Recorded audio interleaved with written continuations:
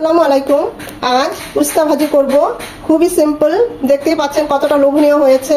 গরম গরম ভাতের সাথে এরকম উস্তা ভাজি হলে 2 প্লেট ভাত অনায়াসে খাওয়া যাবে। আর সাথে যদি থাকে এরকম বড় পুঁটি মাছ ফ্রাই, চিংড়ি ফ্রাই, তাহলে তার কোনো কথাই নাই। তো চলুন আপনাদের সাথে উস্তা ভাজি রান্নাটা শেয়ার করি। করার জন্য কড়াইয়ে তেল দিচ্ছি 2 চামচের মতো সাদা তেল।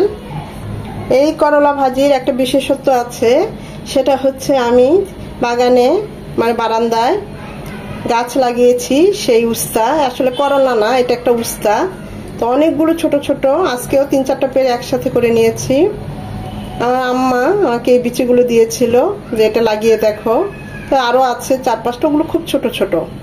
তো সেই উস্তাগুলো এভাবে কুচিয়ে নিয়েছি। লাগছে রসুন কুচি, পেঁয়াজ কুচি, আর গাছেরই কাঁচামরিচ, যেগুলোকে ধান্নি মরিচ বলে। দেখতে খুবই ছোট, যেগুলো দিয়ে কি হবে, কিন্তু না, ঝাল, খুবই ঝাল। আমি এভাবে মাঝখানে একটু কেটে দিয়েছি। এরকম মরিচ নিয়েছি, গাছের মরিচ 6টা। তো প্রথমে রসুন কুচিগুলি দিয়ে দিচ্ছি।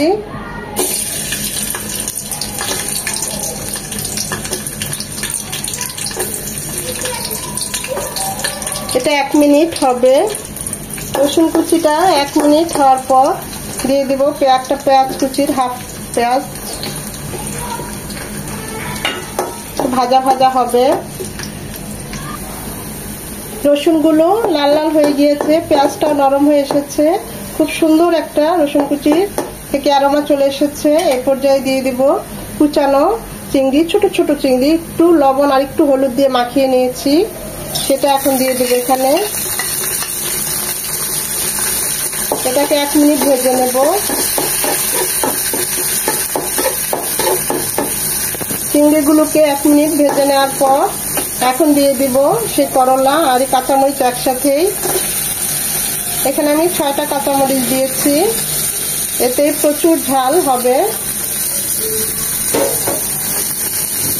দিয়ে দিব স্বাদ মতো লবণ,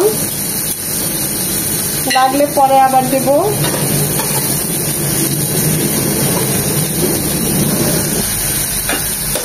এই করলা ভাজিটা আমি ঢাকবো না, না ঢেকে এরকম ভাজা ভাজা করবো। এখানে কোনো পানি ইউজ করবো না, সবুজ থাকবে, ওভার কুক করবো না।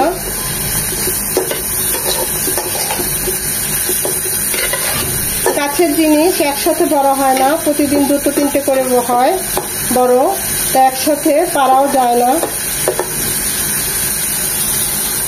কাজের ফাঁকে ফাঁকে বারান্দায় টবে টুকটাক গাছ লাগিয়ে থাকি। এর আগে ক্যাপসিকাম হয়েছে, লাউ গাছও হয়েছিল, বেশ কয়েকদিন লাউ পাতা খেয়েছি, লাউ খেতে পারিনি।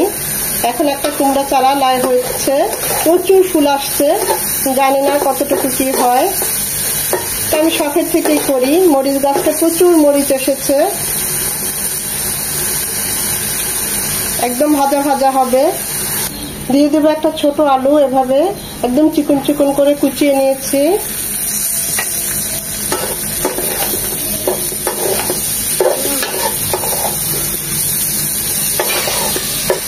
আমাদের করলা ভাজিটা বা উস্তা ভাজিটা প্রায় একদম হয়ে গিয়েছে। দেখুন, এরকম ভাজা ভাজাই করব, একদম ওভার কুক করব না।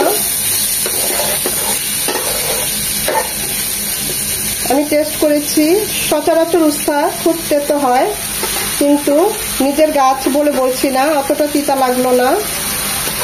খুবই হালকা একটা তেতো ভাব।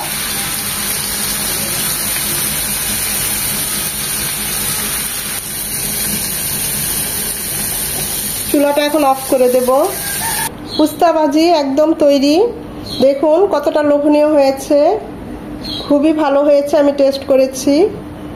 তার উপর নিজেদের বারান্দার গাছের উস্তা। তো এরকম খুবই সিম্পল, এভাবে একবার হলেও ট্রাই করবেন। যে কোনো উস্তা ভাজি বা করলা ভাজি এভাবে আমি ভাজি করে থাকি, খুবই ভালো হয়, খুব ঝটপটে হয়।